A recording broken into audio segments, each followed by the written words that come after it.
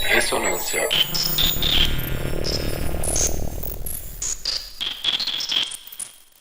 Olá, bem-vindos ao Ressonância, podcast da 55SP. Eu sou a Júlia Morelli e hoje a gente vai conversar com o Rafael Fonseca. O Rafael é doutor em Crítica e História da Arte pela Universidade Estadual do Rio de Janeiro, recebeu o Prêmio Marco Antônio Vilaça de Curadoria em 2015, é curador associado de arte moderna e contemporânea latino-americana no Denver Art Museum e organiza o projeto Um Curador Uma Hora, um projeto incrível que está no YouTube, está no Spotify, onde ele realiza uma série de entrevistas com curadores de todo o Brasil e de diversas gerações. Ele faz a curadoria de um monte de projeto importante de arte moderna e contemporânea, mas entre eles está a exposição Raio que eu Parta, Ficções do Moderno no Brasil, que está no Sesc 24 de maio, no centro da cidade de São Paulo, e pode ser visitada até o dia 7 de agosto. Olá! Ei, Júlia, obrigado pelo convite, pela oportunidade de, enfim, conversar um pouco sempre. Obrigada a você. Bom, a exposição são 200 artistas, quase 600 trabalhos, né? Ela é extremamente impactante, contundente.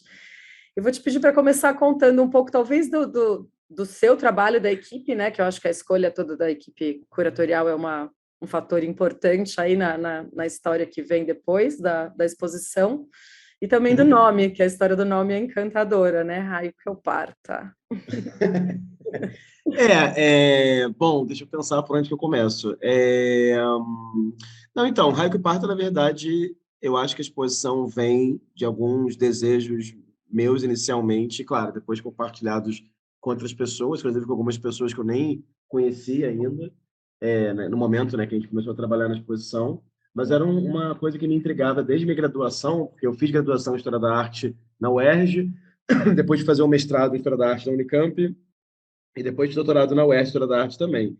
E desde graduação em História da Arte me intrigava ver, quando a gente falava sobre modernismo no Brasil, modernidade, arte moderna, tudo mais, a gente muitas vezes, enfim, focava muito em artistas de uma região específica e de uma temporalidade também muito recortada, né? Então era muito comum eu ouvir a ideia de que o que aconteceu antes dos anos 20 era algo pré-moderno, o que aconteceu depois dos anos 20 era um modernismo tardio, digamos assim.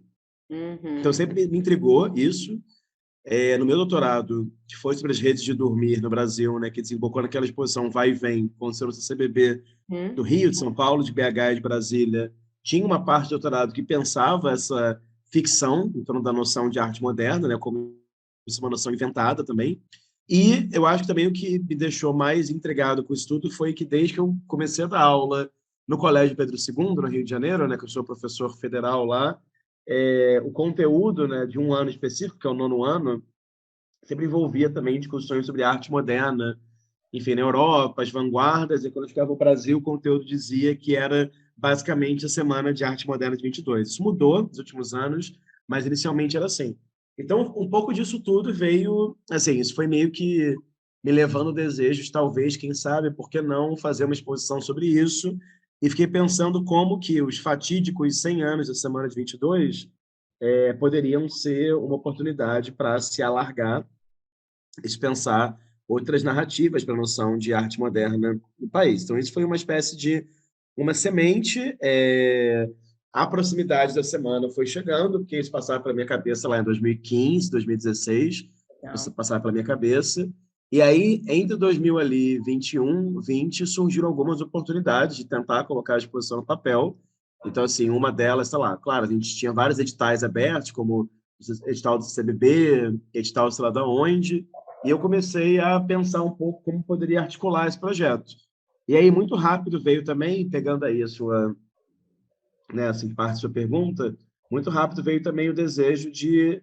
o desejo não, assim, a noção de que eu não teria como fazer essa exposição sozinho, né? Ou seja, não faria sentido, não seria democrático, também me parece, não seria justo eu blefar que eu sou um profundo conhecedor de todas, entre largas aspas, né, as narrativas sobre a história da arte nos vários estados que o Brasil tem. Então, daí veio esse desejo de trazer outras pessoas. E aí eu comecei a pensar, assim, quem poderia trazer algumas pessoas. Eu já tinha colaborado, por exemplo, o Aldrin Figueiredo né, no catálogo do Vai e Vem, ele escreveu um texto sobre as redes, essa relação com o norte do Brasil. O Alder é professor da Federal do Pará, é um cara que a vida inteira se dedica a isso. A Clarissa Diniz já tinha, paralelamente, sim, trabalhado com ela, não direto, mas eu tinha colaborado com ela em uma outra coisa, também tinha entrevistado ela para um curador uma hora. E a Clarissa, ela fez, enfim, exposições com o Pernambuco Experimental no Mar, no Museu de Arte do Rio, que ela lidava com essas questões. Sei que ela se interessa por isso. A Fernanda Pita, que ela assina como consultora no projeto, que ela trabalha na Pinacoteca de São Paulo, a pessoa que já tinha colaborado também, que fez doutorado sobre Almeida Júnior, e a Fernanda também não é de São Paulo, ela é de Curitiba, no Paraná, e tinha inicialmente também a Paula Ramos, que é professora da URGS, né, lá em Porto Alegre, Federal do Rio Grande do Sul. A Paula, curiosamente, é um caso de pessoa que eu não conhecia antes. Assim, eu conheci o trabalho dela, enfim, por indicação de outras pessoas. E aí, um pouco depois, veio também o Divino Sobral e o Marcelo Campos. Né? Então, o Divino Sobral lá de Goiânia e o Marcelo Campos do Rio de Janeiro. Então, enfim, na verdade, resumindo um pouco, o projeto precisava e girava em torno disso, assim, de curadores que não são de São Paulo, mas que também de nenhuma forma, né, assim, pregam, digamos assim, uma implosão da história da cena de arte de São Paulo, e também curadores se interessam por arte moderna, porque também, depois de entrevistar tanta gente no Curador numa hora, você vai percebendo que a enorme maioria dos curadores do Brasil não tem interesse em arte moderna, tem interesse quase que exclusivamente em arte contemporânea. E isso é coisa que chama muita atenção, que faz o panorama no Brasil ser muito diferente do panorama em outros lugares, enfim. Então, são pessoas que se interessam, algumas pessoas, desde a graduação, pesquisam modernismo, outras pessoas, enfim, acho que como eu, Clarissa, Marcelo Campos, tem um pé no moderno e tem um outro pé no contemporâneo também. Então, cada um vem de um interesse pelo assunto diferente, assim. E daí, no meio de uma das reuniões nossas, surgiu essa grande masturbação coletiva sobre o título, né? Sim. Porque a exposição tinha um título que era Além de 22, então era um título assim que ninguém gostava muito, mas era um título que entregava um recado, assim, era Além de 1922. Mas aí a gente, na verdade, a Clarissa, numa reunião, assim, como a gente tem 4 núcleos de exposição, a Clarissa, a gente tinha os títulos muito caretas para os núcleos. A Clarissa um dia começou a falar que os títulos poderiam ser mais ousados, os títulos poderiam citar acontecimentos, movimentos, frases do modernismo mesmo. E aí essa reflexão foi expandida para o título. E aí a gente lembrou que numa das reuniões que a gente teve, uma das várias reuniões, o Aldrin tinha falado sobre a arquitetura Haikyu-Parta, e que ele achava que tinha que estar na exposição de alguma forma, era coisa muito interessante, e nenhum de nós conhecia isso. Nenhum de nós tinha ouvido falar em Haikyu-Parta, para além, claro, do xingamento, né? Enfim, dessa Sim. frase que tem, enfim, tanto no Brasil quanto em Portugal, tem outras línguas, tem frases que se assemelham. E aí, pouco a pouco, isso foi crescendo, assim, do tipo, e se a exposição se chamasse Raio Parto, né? Porque a gente chama que, primeiro, era um título que era forte, que ele é automaticamente pop. Segundo, que era um título muito coloquial. Terceiro, também, que é um título que a gente indiretamente mandava Semana de 22 para o Raio Parto, né? Claro que a gente não fala isso explicitamente, mas é uma forma também de pensar, olha, é muito mais que isso. Quarto, também, que o título trazia, assim, partindo do princípio que a exposição brinca muito com a noção de centro e periferia, né? Muitas vezes os lugares periféricos são vistos como o Hyde Park em relação ao centro, né? Sim. Então, sei lá, como eu do Rio de Janeiro, sou nascido e criado em Jacarepaguá. Então, em Jacarepaguá, minha vida inteira eu fui enxergado, para quem é da zona sul do Rio, né? Como alguém que mora no Hyde Park. Eu achava legal trazer isso na exposição também. E, por fim, acaba também assim, como Raio Parta é um título, é um nome que é dado pelos arquitetos acadêmicos para uma produção de arquitetura em Belém, que é vista como autodidata, e aí, por tabela, não profissional, não moderna, informal, ou seja, numa perspectiva assim, meio perversa, né? Como era uma produção vista como não arquitetura de verdade, a gente achou que era interessante pegar o termo pejorativo e trazer para um lado mais empoderador, de certa forma, e até mesmo prestar uma homenagem, mesmo que discreta, não sei, assim, há os trabalhadores e trabalhadoras também que possibilitaram que o Raio Parto existisse, né? Porque é esse tipo de arquitetura, sim, que ela tem um caráter autodidata, informal, Então, a gente achou assim, em vez de a gente pensar um título que homenagearia, por exemplo, essa geração de artistas como a Tarsila do Amaral, né, que tem de uma família proeminente, etc., por que não pensar um título que, de certa forma, presta uma homenagem à classe trabalhadora? Então, enfim, resumindo um pouco isso, assim, tanto a composição, o desejo do projeto, a composição da equipe, quanto o título dele também. Incrível, muito bom. E, bom, aí eu te pedi para contar um pouco do trabalho, não sei se da escolha dos artistas, né, mas falar um pouco, eu achei interessante a quantidade de imigrantes, que era uma, né, uma presença extremamente importante, formação desse Brasil diverso que a gente tem. E vocês fizeram como se fosse uma separação, que vocês também usaram os temas, né, as frases. Não sei se a gente pode falar delas uma a uma, ou falar das mulheres, enfim, falar de uma forma um pouco de... Assim, a exposição, ela é um grande quebra-cabeça, né? Ela é um grande... Tem uma brincadeira surrealista, que é a brincadeira do cadáver esquisito. Então, sempre que comentam sobre isso, da composição da exposição, eu lembro disso. Cadáver esquisito, você basicamente dobrava um papel em três, alguém desenhava no topo o que seria uma cabeça, você dobrava aquilo, escondia, passava para alguém que desenharia o tronco, que escondia também, passava para a terceira pessoa, desenharia os membros inferiores. Então, eu acho que a exposição nossa ela tem um pouco esse jogo. Assim, eu acho que o meu papel ele foi muito cruel na medida que eu assino a exposição como uma espécie de coordenador geral barra curador-chefe. Ou seja, qual era a minha função ali? Eu tinha meus desejos de artistas e obras, cada pessoa tinha sua pesquisa e seu desejo também.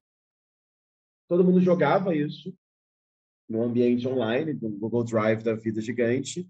E eu ia ali meio que costurando possíveis narrativas. Não sozinho, claro, mas assim, junto com eles e elas, e também junto com os três curadores assistentes, né? O Renato Menezes, Breno de Faria e Ludmila Fonseca. Mas eu que era responsável por essa espécie de patchworking, digamos assim. E aí, em dado momento, a gente ia percebendo, sei lá, que de repente a gente tinha 5 desejos de obra que giravam em torno do circo. De repente a gente tinha, sabe, X artistas mulheres cujas obras explicitamente falavam, olhavam o mundo numa certa perspectiva feminista. Então a gente ia causando os encontros, assim. E daí, depois disso, com auxílio, assim, isso é interessante falar porque eu acho que muitos curadores, claro, grande parte dos projetos, você tem um desejo, você fala com os arquitetos, mas vem do desejo das obras antes. Como a gente fez tudo muito correndo, e como o Sesc 24 de Maio é um espaço muito complicado, assim, muito tricky, digamos assim, né? Ele é muito problemático para pensar uma exposição ali, tem 2 pés direitos, o espaço é enorme e tudo mais, a gente fez um pouco o oposto. Assim. A gente teve uma conversa com a arquitetura, que foi a Juliana Godoy e o Grua, né, lá do Rio, um escritório, que são representados, claro, o Pedro Varela e o Caio Calafate são os diretores. E aí a gente fez o oposto, que era, olha, desenha para a gente o que vocês acham que é o máximo possível de ocupação espacial, de painéis, e dali a gente vai fazer um pouco o jogo oposto. Então, a partir do máximo possível para manter uma certa elegância, coesão, funcionalidade, digamos assim, do espaço, a gente vai preencher esses painéis com obras e ver até onde consegue ir. Então, aí a gente tem isso, assim, esses painéis que tem, claro, 2 lados, né? Assim, eles vão... Eu falo isso que nem toda exposição tem painéis que você usa frente e verso, lá a gente usa. Aí a gente construiu esses 4 grandes núcleos e cada painel tem um recorte, né? E aí, claro, cada painel tem um discurso, né? Tem, como você lembrou aí, nesse núcleo que é o Centauro Iconoclastas, tem um painel inteiro dedicado a artistas mulheres que pensam explicitamente isso na sua obra. Não apenas, mas aquelas obras ali são isso. De repente, tem um painel todo dedicado ao circo, de repente, tem um painel todo dedicado à ideia de jogos de azar, e aí por diante, né? Então, a gente foi montando assim, e, claro, é um super quebra-cabeça, e a gente monta assim, e aí, de repente, a gente tem uma primeira versão da planta feita, aí alguém lembra de mais uma obra, alguma obra que prometeram cai, não, o colecionador não quer mais emprestar, fica um espaço vazio, aí a gente volta para o grupo e fala, galera, olha só, aquele painel ali caiu uma obra de, sei lá, 3 metros, e agora, o que pode entrar? Então, a gente foi um super zigue-zague, assim, sei lá, da gente, da curadoria, com os colecionadores, com a produção. Então, uma exposição que ela deu efetivamente muito trabalho e é uma exposição também que ela teve que ter muito pé no chão, ou seja, não dava para a gente, como a gente teve pouquíssimo tempo de preparo, a gente teve mais ou menos 6 meses, assim, desde que o SESC confirmou até a exposição abrir, 6 não, 8 meses mais ou menos, não dá para a gente, entendeu, Júlia, sonhar que vai ter o Abapuru da Tarsila, porque não ia ter, né? Então, assim, nesse momento, graças a Deus, a gente é de Capricórnio, eu sou, para tentar ter o pé no chão, assim. Essa... Não, porque entende, assim, eu acho que tem que ter, é isso que eu acho, para mim, curadoria tem uma relação direta com produção cultural, assim, não existe esse curador que é o grande intelectual que não sabe fazer quer dizer, existe, né, mas enfim, não sei se ele é bom, ele acho que não sabe lidar com orçamento, com transporte, etc., porque era tudo em conjunto, assim, então eu lembro quando tinha alguma ideia, assim, eu acho que tem que trazer aquela obra do colecionador tal, não sei de onde, eu sempre perguntava assim, tá, a pessoa vai emprestar, a gente vai perder 3 semanas nesse jogo de... Entendeu? Assim, as obras estão disponíveis, tá em estado de conservação, vai rolar. Então, foi interessante, assim. Está muito bem costurado, né? A expografia e a conversa toda tá muito, muito forte mesmo. É Obrigado. Não, que interessante bom. conhecer Que bom um que você acha Brasil isso. que, assim, enfim, eu fui ontem, né? Tava lá com mais pessoas que não eram das artes visuais, mas assim, todo mundo extremamente impressionado. E aí ficou pensando, deve ter muitos dos artistas que vocês também descobriram na pesquisa, não? Sim, isso é uma ótima pergunta. Assim, sim, eu acho que assim, dos 200 artistas que estão ali, assim, artistas, só lembrando quem está ouvindo, né? Tem tanto artistas visuais como figuras Sim, históricas que também são artistas como, sei lá, Josephine Baker, a Satã. Carmen Miranda, tem um monte de gente. Agora, das 200 pessoas que estão ali, eu acho que talvez 45% eu nunca havia ouvido falar antes. Assim. Acho que é um número... Por exemplo, isso eu falo super de boa. Por exemplo, do norte do Brasil, muita gente eu não conhecia.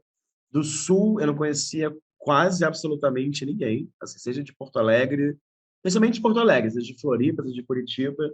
Então, foi um processo muito de também manter uma certa humildade, admitir a ignorância, que eu acho que para muitos curadores é difícil isso, e aprender com todo, e também, assim, aprender com as imagens, né?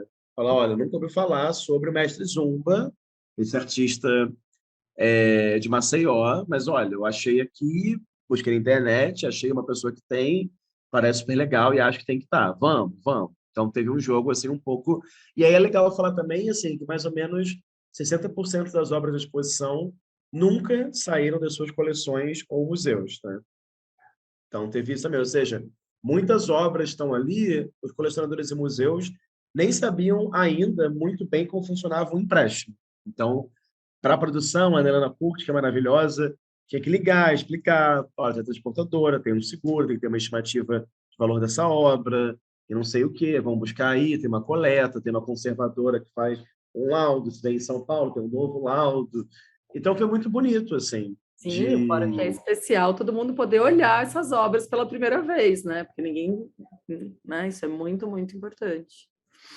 Sim, sim. Então foi bacana, assim, poder levar isso para São Paulo. É claro que me dá uma certa dor, por outro lado, porque é lindo fazer essa exposição, é lindo trazer essa diversidade toda, mas é triste, por outro lado, a gente saber que ela vai acontecer exclusivamente em São Paulo, porque é uma exposição que ela é muito ampla e cara, e como ela é muito longa, são 6 meses só em São Paulo, é difícil você manter empréstimos por tanto tempo. Então, Sim. tem uma coisa que eu acho importante sempre falar, né, que faz a exposição ter um caráter muito desconstrutor, mas também aglutinador, enfim, de unir coisas, eu acho que é interessante pensar como que a exposição... Claro, tem esse dado que é perverso, sim, que quem tem o dinheiro para poder fazer a exposição segue sendo a cidade de São Paulo, o estado de São Paulo, o sede de São Paulo, né? Então, por exemplo, adoraria que a exposição viajasse aquele Olá, romantismo, né, para 5 regiões do Brasil, entende? Assim, mas sem enfim, mas é uma pena. dúvida. Mas também é um É, fato que São Paulo é o estado que talvez mais tenha a possibilidade de pessoas de outros estados verem, né? Uma vez estando 6 meses aqui, talvez sim, né? talvez sim, não, talvez sim. Também não dá para ser ingênuo. É um polo econômico do Brasil, né? É como, sei lá, e tem um papel na economia cultural e na história das exposições que é semelhante ao que Paris teve com a França, Nova York com os Estados Unidos, ou então não Sim, dá, né? Buenos Aires com a Argentina, enfim. Então, é isso. É uma delícia fazer. Mas, vez ou outra, algumas pessoas falam assim, mas que pena, podia tanto para Porto Alegre, podia tanto ir para Salvador, podia, mas infelizmente, não sei, as instituições culturais do Brasil não têm orçamento, a estrutura para conseguir receber essa exposição em outras cidades. Cidades. Eu gostei muito que vocês usaram o termo paulistocêntrico, né? Além das fronteiras paulistocêntricas. Quem fala muito nisso, e quem até usa um outro termo, na verdade, que é o sudestocentrismo, é o Aécio Heráclito, né? Grande artista, enfim, baiano, que ele sim. fala muito sobre isso, que como ele fala, porque ele fala muito isso, né? Que as pessoas falam muito numa ideia de Nordeste, uma nordestidade, etc. e tal, ou a baianidade, por exemplo, mas que ninguém para questionar a sudestidade também, né? Essa hegemonia do Sudeste, né? Essa coisa meio autocentrada, né? Não à toa, quando você olha para outras exposições, aconteceram em São Paulo recentemente, sobre arte moderna no Brasil, num tom de comemoração ou de crítica mesmo à semana, grande parte das exposições, né, assim, gira em torno da produção de arte ou do Sudeste, digamos assim, ou de artistas como Vicente do Rego Monteiro, que passaram pelo Sudeste, né? Então, eu lembro de ver exposições e não ter absolutamente nenhum artista do Centro-Oeste e do Sul, com essas regiões que acabam sofrendo mais, né, no final das contas. Mas enfim, e aí talvez, só para terminar uma coisa pensando assim, a autoexposição, eu acho que é uma exposição também que é muito um reflexo dos tempos, né? Ou seja, é uma exposição que ela foi muito feita via celular, né? Assim, via WhatsApp, assim. Então, eu acho que também, né, nos anos 80, 90, seria muito complicado fazer, seria uma fortuna de telefonema, de viagem de ônibus, de avião.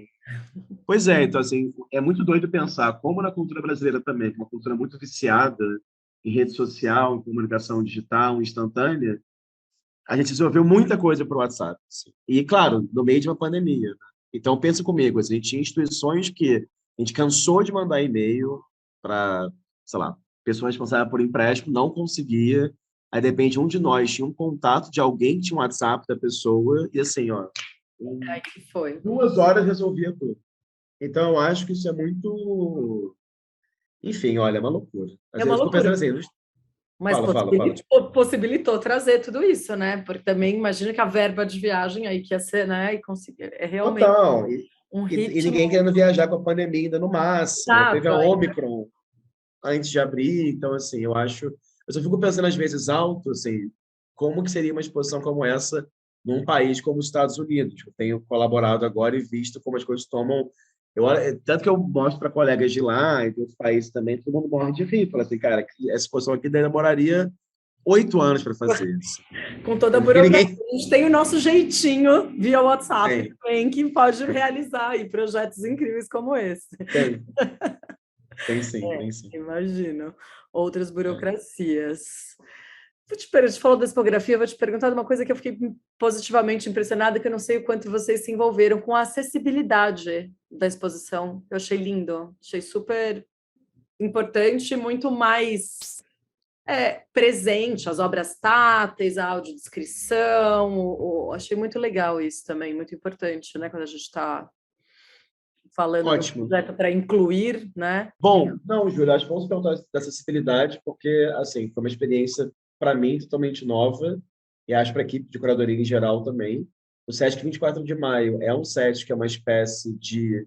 como é que eu posso falar? Não é padrão o termo, mas ele é uma espécie de espaço em que há um desejo de se pensar toda a programação de forma muito acessível, ou seja, é um lugar que é padrão, não, esse é um modelo, é uma unidade que quer ser modelo de acessibilidade. Então, desde o começo, a equipe do SESC 24 de Maio também, claro, foi incrível que possibilitou o projeto acontecer, falou isso para a gente. Então, a gente tinha alguns desafios, no bom sentido do desafio, até mesmo pela minha, pelo menos, ausência de prática de projetos com orçamento de acessibilidade.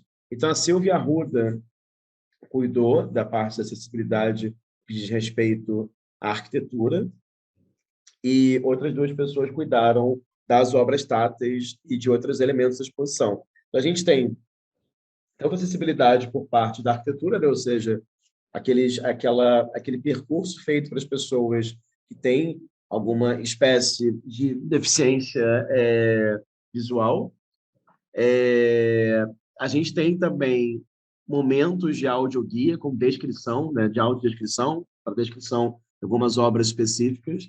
A gente tem algumas obras táteis. Isso foi desafiador, assim, porque a nossa preocupação era como a gente conseguir coordenar uma exposição com tantas imagens, com tanta coisa, junto também com acessibilidade. Mas, no final das contas, eu acho que o resultado é muito bacana. É muito bacana você ver também o público, que são pessoas com deficiência, né, que gostam da exposição e aproveitam ela também. Então, o Sesc, por exemplo, postou recentemente no Instagram, se não me engano, um vídeo falando sobre. E é interessante também ver um público que não que não, enfim, que não compõe um grupo de pessoas com deficiência, também aproveitando a exposição na medida que você pode tocar nas esculturas, nas obras táteis, entender uma experimentação mais da textura, enfim. Entender a Então, assim, eu acho que... estilografia, né, que está lá para você colocar. Exato. E tem uma coisa muito doida que eu só fui reparar depois, e também, claro, vivendo e aprendendo, né, assim, os meus colegas e amigos que não são do Brasil ficaram muito chocados justamente com a acessibilidade. Por exemplo, tem um diretor de museu, o André Lissoni, que dirige a Haus der Kunst, que é uma instituição de arte em Munique, na Alemanha. Eu colaborei ano passado, que eu mandei umas fotos e ele ficou em choque. Ele falou: mas o que é isso no chão? Eu expliquei que era, né, um percurso para pessoas, enfim, que tinham alguma questão com a visão. E aí ele falou: nossa, eu nunca vi isso aqui na Europa, que loucura, que ótimo estar fazendo isso. Então, acho que realmente é uma coisa, não sei, olha, a se pensar sempre no Brasil e a tentar experimentar e trazer junto do campo da curadoria, porque de nenhuma forma, isso é importante dizer, a gente tinha uma exposição, de repente chegaram as pessoas especialistas em acessibilidade e alteraram a exposição. Não, a gente fez em conjunto, a gente pensou: olha, diz aí 3 obras cada um que você seria legal ter. Eu falava: tá bom, pode ser essa por aquela razão. Ah, não, mas esse painel está muito apertado. Vamos trocar essa por aquela. Então, foi um trabalho criativo em parceria e foi muito bacana, assim. E também, claro, é desafiador, porque isso envolve não só esses elementos que eu falei aqui, mas envolve a altura de base, a altura de painel, a altura que os quadros estão na parede, que também tem, claro, as pessoas são cadeirantes, né? Assim, então, como é que você pensa isso, as pessoas verem a exposição? Então, é isso, nunca o ambiente ele é perfeito, do tipo ausente de, né, de problemas ou de coisas inegociáveis ou incontornáveis, mas foi muito bacana a gente poder unir forças e pensar junto e ver agora um público, né, composto por pessoas com deficiência também celebrando e aproveitando a exposição. Eu fiquei super impressionado, positivamente impressionado, e já me pegou ali no início, né? Porque junto do texto você tem o texto todo, a audiodescrição, achei super importante também e realmente inclusivo. E outra pergunta que eu não posso deixar de fazer, mas acho que parece que já ouvi dizer pelas meninas do Sesc que sim, vai ter catálogo, né? Vai ter um catálogo, vai. Porque Vai realmente ter, é uma vai ter. exposição que eu falei, para ir no mínimo 2 vezes. E é isso, imagina, se vocês, curadores, né, conheceram 40% desses artistas nessa pesquisa, o quanto é legal para todo mundo poder ler. Eu adorei que vocês fizeram as mini bios. Eu peguei lá ontem no QR Code, né? Então você pode ter acesso a né? Tipo, claro que eu não li os 200, mas eu consegui pegar alguns que me chamaram a atenção e já ler um pouco de cada um. Então achei isso super legal. Então teremos catálogo. Vai ter. Ai, que bom que você leu as mini. Que bom que as mini já estão lá, porque a gente já deu à disposição 100, e que bom que você já conseguiu ler. Fico bem feliz. Não, vai ter, assim. E a ideia do catálogo é brincar, assim. Primeiro que é importante falar também neles, assim, quem fez o design toda da exposição é o Estúdio Margem, né, que é dirigido pelo... Eu sempre esqueço o sobrenome deles, mas eu vou falar Ale e Juca. Então, Alexandre... Mas ele tem um sobrenome gringo que é difícil, mas, enfim, o João Pedro Nogueira e o Alexandre, enfim, o sobrenome alemão lá dele, eu acho. São 2 fofos e que a gente colaborou junto na exposição na Alemanha e está fazendo esse projeto e um outro depois lá em Denver também. E, enfim, eu adoro o trabalho deles e acho que tanto eles quanto o pessoal da arquitetura se uniram e fizeram uma coisa que era muito importante, que era que a exposição não tivesse cara daquela exposição clichê, elegante, parede branca, cubo branca, de arte moderna, aquela coisa elegantésima. Enfim, então a exposição ela tem uma brincadeira com essa visualidade, e o catálogo também. Então, o catálogo que a gente decidiu fazer a gente tem 5 ensaios, uma introdução à exposição e 4 ensaios sobre cada um dos núcleos. Todo catálogo foi feito coletivamente, né? Enfim, nós somos 6 curadores mais uma consultora, então são 14 mãos. E aí a gente achou bacana incluir as 200 mini-bios do catálogo também e brincar um pouco com um formato muito moderno, né? Que é essa ideia da enciclopédia. A gente sempre fala brincando, a gente quer brincar um pouco com essa ideia da enciclopédia Barça, né? Então, a gente poder trazer informações, imagens e trazer vistas da exposição. Tendo em mente também, claro, que uma exposição como essa, isso é importante falar, que eu acho que muitas vezes o público, falar não especializado, mesmo especializado, não sabe, tem o desafio dos direitos autorais, né? E de imagem, porque a gente está lidando com artistas que, em grande maioria, ainda não são domínio público. Então, a gente tem famílias, herdeiros, tem o oposto também, famílias que a gente não encontra nenhuma informação. Então, a gente vai conseguir reproduzir no catálogo tudo que for autorizado. Exato. Né? Um número grande de artistas, por exemplo, com morte desconhecida, local desconhecido. Você percebe o quanto as pessoas, né, realmente...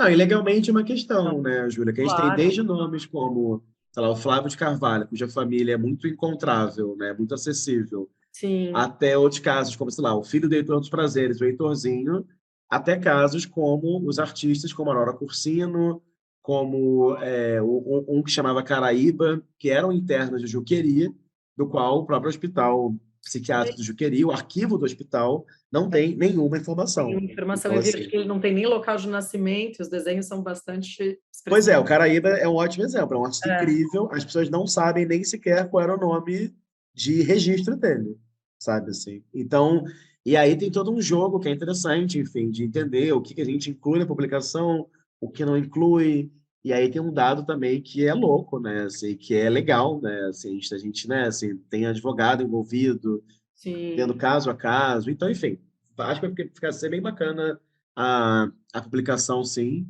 E é importante também ter vistas da exposição, né? Assim, porque eu particularmente acho que eu super entendo essa ideia de que quando a gente lança publicação na abertura, as pessoas já pegam, já compram quando tem que comprar, mas sempre me dói um pouco não ter foto da exposição.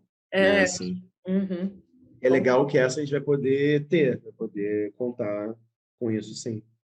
Que ótimo, muito bom. Bom, aí voltando na coisa do Caraíba e desses artistas, né, que vocês não tinham, enfim, tantas informações e tudo mais, eu queria que você falasse um pouco da coisa da arte popular, né? O quanto esses artistas... Tem alguns que eu acho que nem se reconheceram como artistas, não? Dessa turma que você... Acho que sim, acho que talvez sim. Eu acho que isso também é bacana no Hike Park, assim, eu acho que... Eu não sei, eu acho que todo mundo da curadoria se interessa por isso, mas eu acho que no começo do projeto ninguém dizia ou tinha noção explicitamente de que a gente teria tantos artistas no grupo, vou colocar dessa forma, que não tiveram uma formação acadêmica em artes visuais, né? Assim, porque a gente tem casos de artistas que eram pessoas internas em hospitais psiquiátricos, que a gente não sabe também em qual medida eles efetivamente se enxergavam como artistas, falam isso porque, enfim, eu acho que para ter uma confirmação disso, só tendo conhecido o artista, ou tendo uma entrevista, sei lá, filmada, gravada, alguma coisa assim. Por mais que muitos deles em vida tenham participado de exposições, mas eu acho que tem uma negociação aí que é peculiar. A gente tem outros casos também, como alguém comentou dos Prazeres, né? Que era um super artista, super conhecido, premiado na Bienal de São Paulo, viajou o mundo expondo, também compositor, no Rio de Janeiro, ou seja, numa região muito central, muito radiante culturalmente no Brasil. A gente tem um outro caso, pensando alto aqui, como a Assis Horta, que é esse fotógrafo lá de Diamantina, de Minas, que produzia lá, que viveu 100 anos, e que antes de falecer agora no começo dos anos 2000, acho que 2000 e na década de 10 até, ele fez exposições, né, reconhecido como aquelas fotos de estúdio dele contribuíam e eram importantes para se pensar a história da fotografia no Brasil e no mundo. Então, tem muitos casos, sim, de artistas que são, como o Miguel Guilherme, estava na entrada da exposição, né, são autodidatas, né, muitos, muitos, muitos, assim. Mas, ao mesmo tempo, eu acho importante falar, também não é uma exposição que é exclusivamente desses artistas. Para mim, o desafio e a costura do Haikyuu Parta é como ter essa galera do lado da Tarsila Anitta e Malfatti, do pois Mar, e do de Cavalcante, de desse pessoal conversar. todo. Uhum. Agora, isso é muito bacana, né? Assim, ter o Aguinaldo Manuel dos Santos, ter o Mestre Guarani, ter algumas peças também que a gente não sabe nem exatamente qual é a autoria delas. Então, eu acho que isso... É, Não sei, acho que isso joga um pouco com uma noção meio solidificada e muito elitista do que é a produção de arte, de imagem no Brasil nesse período, né? Assim, eu sim, acho claro, que né? a A gente gente ainda... só o paulistocêntrico, que também de alguma forma está lá, né? Mas tem muito mais, muito além. Eu acho que sim, acho que sim. E acho que... Eu não sei, eu lembro que uma pessoa falou uma coisa muito curiosa, assim. Eu lembro que uma pessoa, enfim, não vou citar o nome dela não, mas eu falei da exposição e falei Uhum. que tinha essa presença muito grande, e ela falava assim, não, mas Rafael, quando a gente fala Anitta, a Tarsila, ou de Cavalcante, ou Portinari, por exemplo, eu consigo te dizer que pessoas eles influenciaram diretamente, né?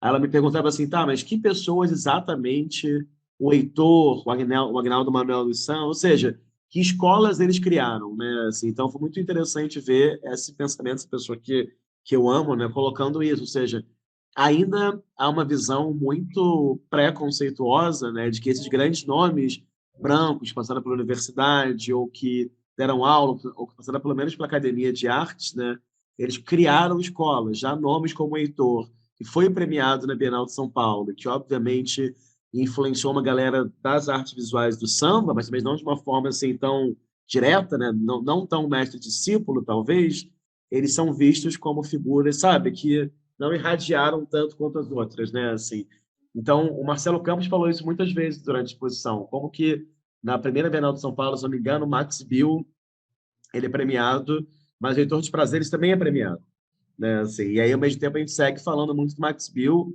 e não do Heitor dos Prazeres, sem querer cair no nacionalismo na minha fala também.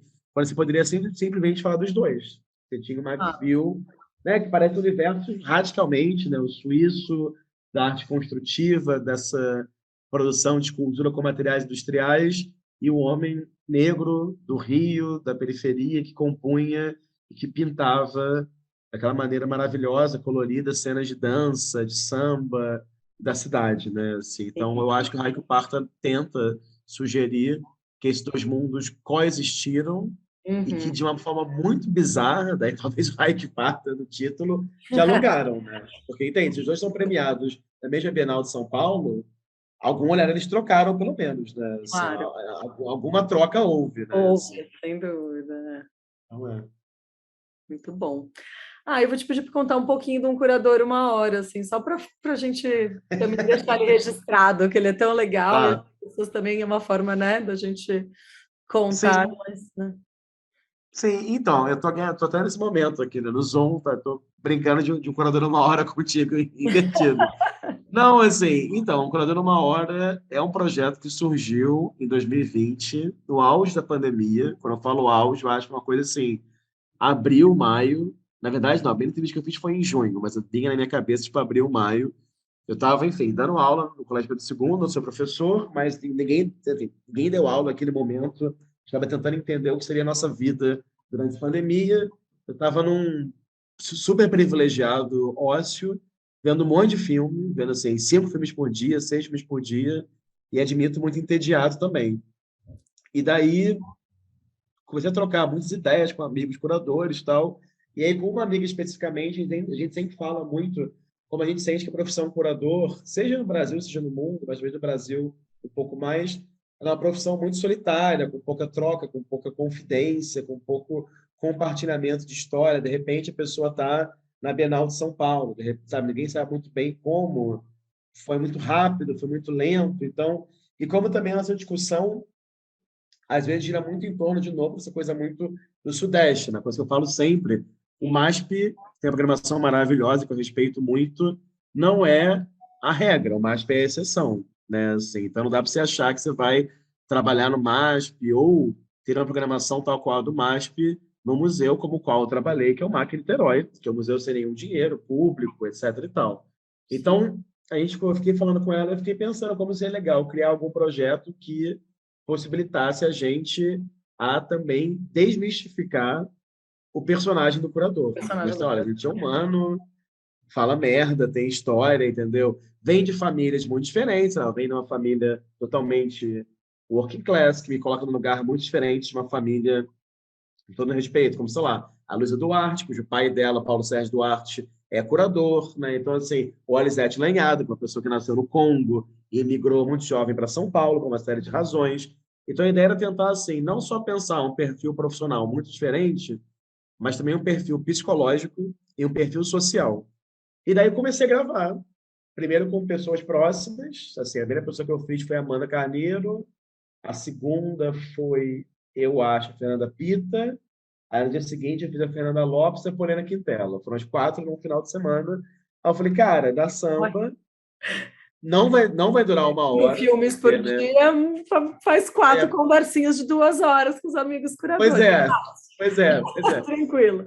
Não vai durar uma hora. E aí eu comecei a fritar. Eu falei assim, cara, acho que eu vou fazer uma lista de pessoas aqui e começar a entrevistar o povo. E foi. E aí foi esse processo de manda e-mail, liga para um, liga para outro. Eu tenho uma coisa muito enciclopédica, assim. Então, assim, escreve no papel todos os estados do Brasil, mas que curador eu conheço que more no Legal. Amapá, que curador eu conheço que more em no Tocantins, por exemplo. Então, foi sendo essa coisa meio de lista, de conversar. E aí, assim, até abril do ano passado, eu consegui entrevistar 116 pessoas. O meu Uou, eu queria sonho saber esse número, mas eu não achei que era 116, olha foi aí. 116. Mas aí, assim, online, a gente tem, no momento, 106, eu acho, ou 8. Uhum. Acho que tem 108 online. E, enfim, por questões de trabalho, de Hike Park e outros projetos, eu estacionei um pouco, mas meu desejo é conseguir editar esses que faltam e entrevistar 200 pessoas. Então, tenho uma pretensão aí Uau. de chegar a 200, porque muita gente boa eu não entrevistei ainda. Não entrevistei, assim, sei lá, Araci Amaral, não entrevistei Paulo Requenhoff, Agnaldo Farias, pessoas que eu sei que são super importantes. Outras pessoas mais jovens, como, sei lá, o Tomás Toledo, do MASP, eu não entrevistei ainda. Então, eu acho que tem um desejo, assim, de chegar nessa minha meta, sabe-se lá quanto, tem que criar alguma disciplina para conseguir fazer isso. Mas é isso, assim, mas é um projeto que me dá muito prazer de fazer. Eu acho que eu aprendo muito sobre curadoria, assim, fazendo. E acho que deu para também ir criando, assim, discretamente, um certo perfil de curadores brasileiros, né? Assim, eu acho que é uma galera que corre muito atrás, acho que é uma galera que, infelizmente, né, grande parte dos curadores do Brasil não tem a curadoria como o ganha-pão, como a profissão, né? Assim, Uhum. muita gente está na universidade ou dá aula em algum lugar e fazer curadoria é um extra. É interessante ver também como no Brasil o interesse é arte contemporânea. É extremamente doido ver como no Brasil os curadores quase que exclusivamente trabalham só com arte brasileira. Assim, a gente é um país É muitíssimo uma coisa, autocentrado. curiosa. Mas você Assim, acha que é para o é bem. autocentrado ou são questões de dificuldades também de ir e vir, né? Enfim, digamos, de trazer as obras, ou é autocentrado mesmo, né? Eu não sei, Júlia. Eu acho que sim. Tem um dado aí de dinheiro, isso é um fato. Sim. É óbvio que tem um dado de dinheiro. Agora, sim, eu acho interessante que eu sinto que é anterior a isso. Eu acho que tem uma É. coisa, sem querer também criar, né, assim, uma teoria do pensamento social brasileiro, mas eu acho que tem uma coisa do Brasil, que é um país muito grande, com uma história de colonização muito peculiar, comparado com outros lugares da América Latina. Então, eu acho que realmente, assim, a gente é muito autocentrado. Assim. A gente é um país que, quando a gente vai à Argentina, não sei se seus amigos, mas os meus ainda falam, vou à Argentina, né, vírgula, vou conhecer a América Latina, sabe? Assim, isso é muito... Eu sempre dou esse exemplo porque, assim, no auge da era Lula, né, o real valendo, assim, o Quando Buenos rum. Aires estava um passinho da gente. Pois é, eu lembro de muitos amigos que, pela primeira vez saindo do Brasil, falavam exatamente essa frase, vou conhecer a América Latina. Né? Acho que eu já falei isso também, e fui corrigido por colegas colombianos da Argentina, tipo assim, o Brasil não é, né? Então, assim, A isso, gente eu tem não a nossa sei. língua, o nosso jeitinho, o nosso. Não, isso me intriga muito. Assim. Eu acho que tem uma coisa assim de oportunidade, dinheiro, de viagens, trazer obras, definitivamente tem, concordo. Agora, alguém como Solange Farcas, só para dar um exemplo, né, de Tá. pessoa que eu entrevistei, com quem eu trabalho, alguém que se interessou pelo chamado Sul Global e foi lá, sabe, em Dubai pesquisar, em Sharjah pesquisar, que viajou à Coreia do Sul, que viajou à Tailândia, alguém com esse tesão que fez as primeiras exposições de arte contemporânea no continente africano, em São Paulo, pelo Sesc, esse é um perfil muito raro. Muito Então, raro. isso que me intriga, assim, ou seja, o interesse das pessoas está muito, sei lá, no Brasil, né? Assim, isso realmente me intriga. Então, tem isso da profissão curador, que eu sempre falo, tem isso da relação com o Brasil, e tem isso da relação também com a arte contemporânea, que também me assusta. Ou seja, a gente tem curadores que não teriam nenhum interesse, por exemplo, sei lá, em sequer olhar para um Aleijadinho, escrever Sim. algo sobre, ou fazer um cruzamento, sei lá, do Aleijadinho com Antônio Obá, por exemplo. Assim, isso é muito doido ver como não parece ter esse interesse no nosso perfil de profissionais, assim. Então é isso, é um projeto que eu aprendi muito, que nunca foi pretensioso, assim, a ideia não é mapear, não é criar uma teoria de isso, aquilo, e sim também tentar dar visibilidade para os curadores, que eu acho que é uma E acho profissão muito realmente muito legal. solitária. Sim, É. e que é muito curiosa também. Eu brinco que eu sempre, né, são pessoas incríveis de conversar, né? Você senta em qualquer bar com um curador, o papo vai embora, assim como vocês não conseguem falar menos de uma hora de jeito nenhum quando se juntam, mas é uma profissão também muito distante. Eu acho que é interessante a coisa do podcast, do YouTube, né? Quando você coloca, que você também abre para a pessoa que gosta da arte, que às vezes fala, ai, tem que ler aquele texto difícil, é mais do que eu, né? Que não é muito bom, é muito. As conversas são Sim, sim. esclarecedoras, são Acho que... gostosas. Agora, eu quero só ver, só para terminar, como é que vai ser nesse momento que a gente está migrando para um... Quer dizer, a pandemia não acabou, está aí, né? Mas está migrando, assim... Porque eu acho que naquele momento, no auge da pandemia, o tempo que as pessoas ficavam falando, o interesse em estar ali, eu acho que para muitas pessoas, fazer uma revisão da sua vida entre largas aspas, no meio da pandemia, especialmente acho que os curadores mais velhos, era muito forte, assim, psicológico. Tive mais de uma pessoa chorando para a câmera, entendeu? Assim, desabafando a vida e falando sobre, olha, solidão e isso e aquilo. Realmente foi uma coisa... Teve muito mais impacto existencial para os outros que eu podia imaginar. Mas imagina, você começou né, entre abril, maio e junho, a gente ainda estava completamente perdido. Agora a gente já voltou a estar apressado e cheio de coisas, inclusive você mesmo, com o Raquel. Eu participei de um projeto que foi o Quarantine, que eu fiz junto com a Marilá Dardot, com a Laís Mirri e com a Cristejo, que tem uma conversa com você. Eu acho que ela falou, inclusive, né, na época. Sim. Também teve isso. O projeto foi muito impactante, especial, e a gente teve uma adesão gigante dos artistas, mas a gente começou ele em abril de 2020, né? Então, realmente, a gente conseguiu se unir num momento para reimaginar esse modelo econômico das artes e para ajudar e tudo mais, num momento em que todo mundo conseguiu parar, pensar um trabalho dentro de casa, né? Que acho que hoje em dia já seria, por mais que ainda seja pandemia. Com certeza. Muito obrigada pela conversa. Nada, imagina, foi ótimo. Desculpa se eu falei demais também. Adorei, não, era exatamente para isso que eu te chamei, para falar demais e para contar. Acho que todo mundo tem que visitar pelo menos 2 vezes a exposição, e é bom que tem tempo, tem até o dia 7 de agosto. Isso, né? Sim, senhora, exatamente. Tem bastante tempo, e o livro, a publicação deve sair, se não me engano, aproximadamente em junho. Então, enfim, também é bom que vocês possam ir uma vez agora, uma mais para frente, para já pegarem a publicação que vai ser distribuída gratuitamente também. Olha que legal, gente. Ai, Sesc, tá realmente... tá realmente demais. Parabéns. Que bom. Obrigado. Obrigada a você. Esse podcast foi produzido pela 55SP em parceria com o CCSP e apoio de produção Preta.